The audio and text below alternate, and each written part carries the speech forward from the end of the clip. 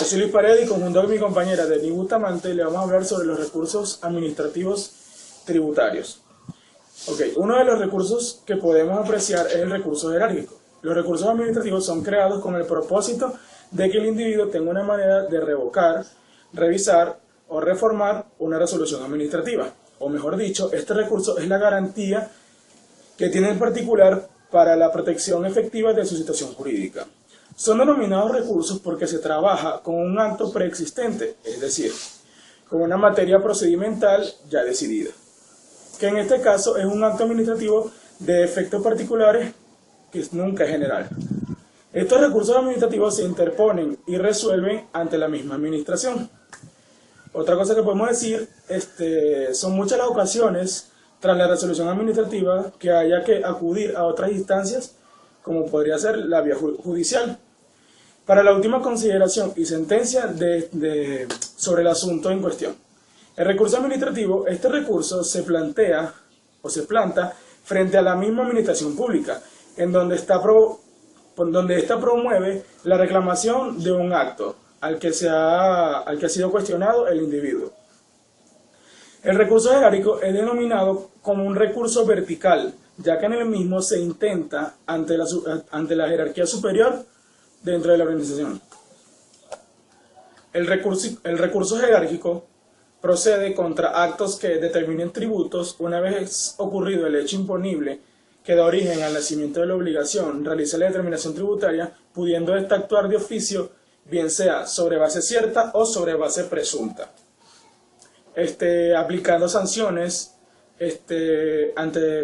dictadas por la Administración Pública Tributaria por el incumplimiento de las disposiciones en el Código Orgánico Tributario, las cuales serán la multa, el comicio y destrucción de los efectos materiales objeto ilícito o utilizados para cometerlos.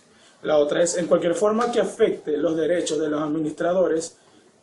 Los derechos de los administrados pueden ser afectados por la actuación de la administración tributaria, causando un grave perjuicio al interesado que éste sea irreparable o de difícil reparación.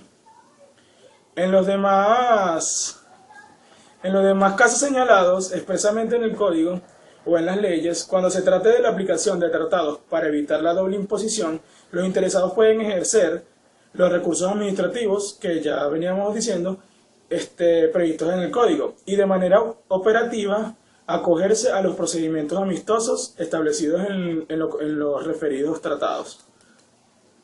Formas de interponer el recurso jerárquico.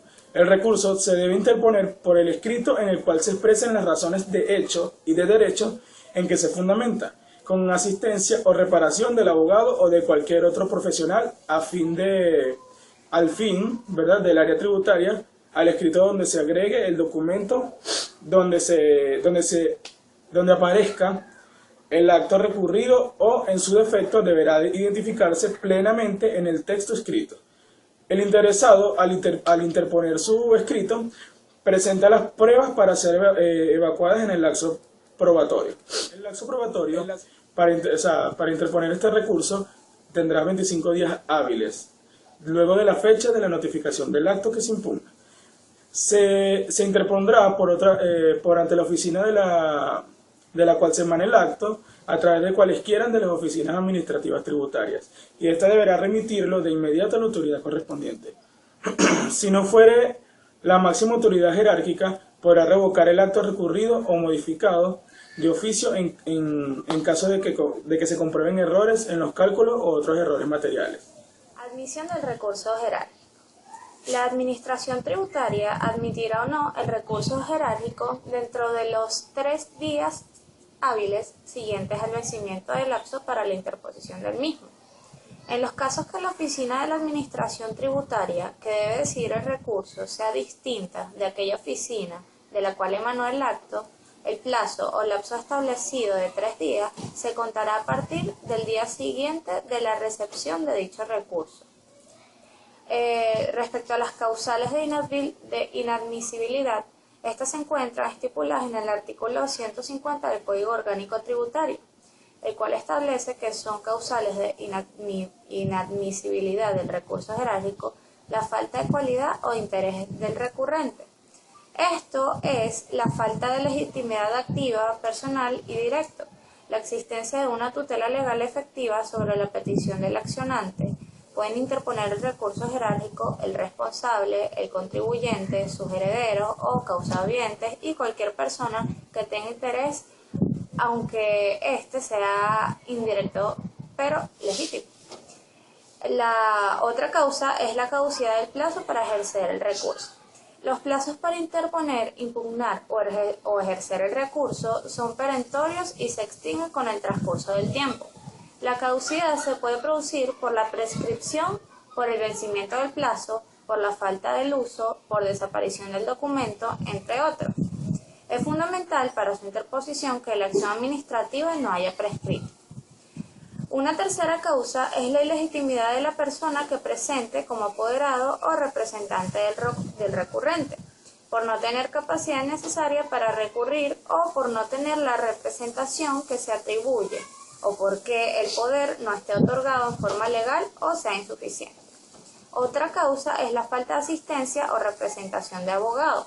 El recurrente puede interponer el recurso personalmente, asistido por un profesional de derecho o, en otro caso, otorgar documento poder a un abogado para que lo represente e interponga el recurso en su nombre.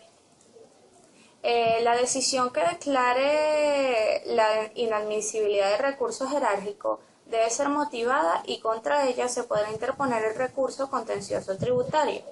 Es lógico ya que pone fin al proceso y tiene fuerza de sentencia definitivamente firme, la cual puede ser impugnada en la vía jurisdiccional.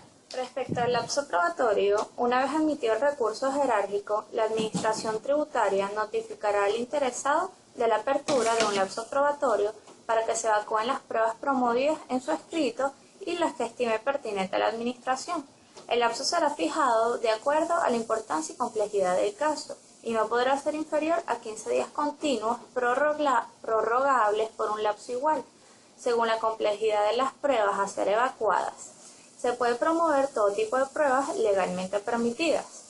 Cuando no procede la apertura del lapso probatorio, se podrá exceptuar de la apertura del lapso probatorio en los asuntos de mero derecho y cuando el recurrente no haya anunciado, alegado o promovido pruebas.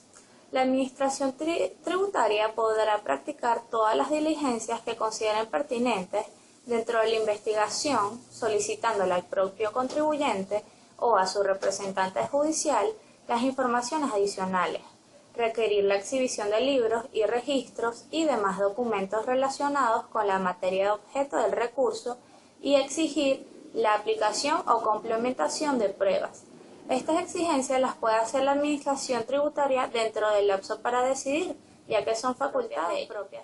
La decisión del recurso. El lapso para decidir es de 60 días continuos mediante resolución motivada, la cual corresponde a la máxima autoridad de la Administración Tributaria, quien podrá delegarla en la unidad o unidades bajo su dependencia. En caso de haberse cumplido este lapso sin que hubiese decisión, se considerará que el mismo ha sido negado, quedando abierta la jurisdicción contenciosa tributaria. Si el recurrente opta por la interposición de este recurso, la Administración Tributaria se abstendrá de emitir resolución denegatoria y deberá enviar el recurso al tribunal competente, sin perjuicio de las sanciones en que haya incurrido el funcionario por omisión. Otro recurso es el recurso de revisión. Es aquel mediante el cual se impugnan las resoluciones del máximo tribunal o Corte de Justicia en los casos de competencia originaria, a los efectos de la reconsideración por parte de la misma Corte. Este es un recurso administrativo tributario que solo opera en casos muy excepcionales, tales como si después de haberse dictado la decisión o la sentencia aparecieran pruebas decisivas en el asunto de que se trate, o se prueba que hubo soborno o se cometió algún delito que sirvió de base a la sentencia o decisión. La forma de iniciación de este recurso es a solicitud del interesado. Respecto al tipo de procedimiento, es la revisión de actos emanados de la Administración Tributaria. El órgano que resuelve este procedimiento es el órgano administrativo que haya dictado el acto objeto del recurso. El ente ante quien se intenta este recurso, según el artículo 256 del Código Orgánico Tributario, El recurso se intenta ante el funcionario competente para conocer el recurso jerárquico. ¿Cuándo procede este recurso y en qué tiempo es decidido? El artículo 156 del Código Orgánico Tributario no los dice. El recurso de revisión contra los actos administrativos firmes podrá intentarse ante los funcionarios competentes en los siguientes casos: cuando hubiese aparecido pruebas esenciales para la resolución del asunto, no disponibles para la época de la tramitación del expediente; cuando en la resolución hubiera influido en forma decisiva documentos o testimonios declarados falsos por sentencia judicial definitivamente firme; y cuando la resolución hubiese sido adoptada por cohecho, violencia, soborno u otra manifestación fraudulenta, y ello hubiera quedado establecido en sentencia judicialmente firme. ¿En qué tiempo o lapso se interpone este recurso? El artículo 257 no los dice, que este establece que dentro de 3 meses siguientes a la fecha de la sentencia a que se refiere el numeral 2 y 3 anteriormente, o cuando se hubiese tenido noticia de la existencia de pruebas a las que se refiere el numeral 1 del artículo que expliqué anteriormente.